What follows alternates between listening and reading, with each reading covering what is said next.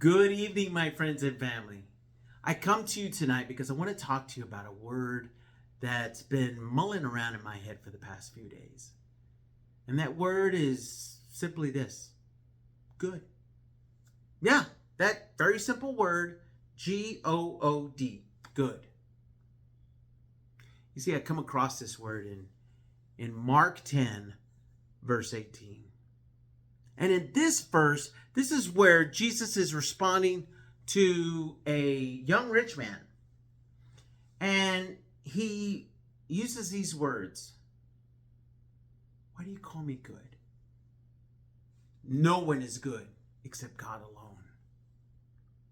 And at first I think, why would Jesus not call himself good? That sounds really strange, right? Of course Jesus is good. He's perfect. He's holy. He's without sin. But you see, here he wasn't just playing with words. He was shaking up the man's perspective. You see, in that moment, Jesus was saying, don't call me a good teacher. Don't put me on the same shelf as wise men, as philosophers, and as leaders. If you're going to call me good, then understand what you're really saying. You're saying I am God. You're saying I am the standard of holiness. You're saying I'm the one who defines what good truly means. Let me ask you this. When has the word good ever not meant enough in this world? Let me give you an example. If I tell someone that was a good meal, I'm already thinking of a better one, right?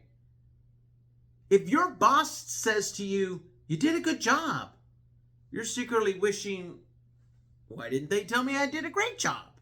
Even in school, nobody was striving for just the good grade. We all wanted the A. You see, here on earth, good almost always means not good enough.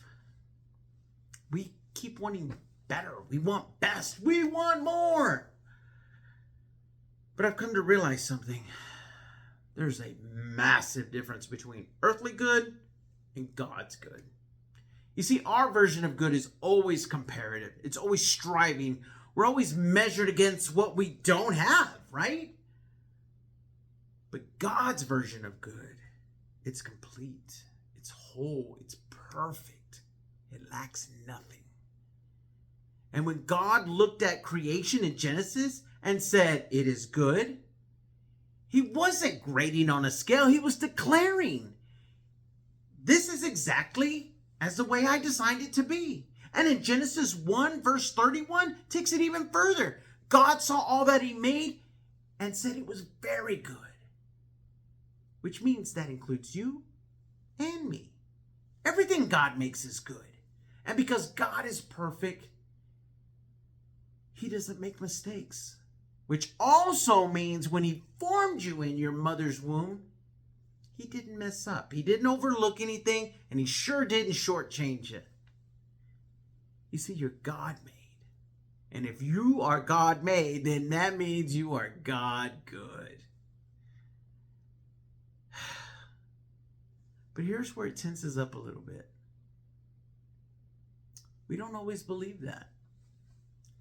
Instead of resting in God's declaration of goodness over our lives, we end up chasing our own. We think, if I had a better career, then I'd be good enough. If I could just earn some more money, I'd be good enough. If I could just look a certain way, act a certain way, change my body, alter myself, then I'd finally be good enough. But don't you see? That's a trap. That's the lie. Now, don't misunderstand me. I mean, I'm not saying you should settle for mediocrity. You should always strive to grow. Strive to be the best version of yourself. But never forget this. You were good before that promotion. You were good before you got that money. You were good before you ever tried to change yourself. Because God already said it. You were good from the beginning. We keep reaching for something We already have it. In Psalm 139 says, I praise you because I am fearfully and wonderfully made. Not accidentally made, not half finished, wonderfully made.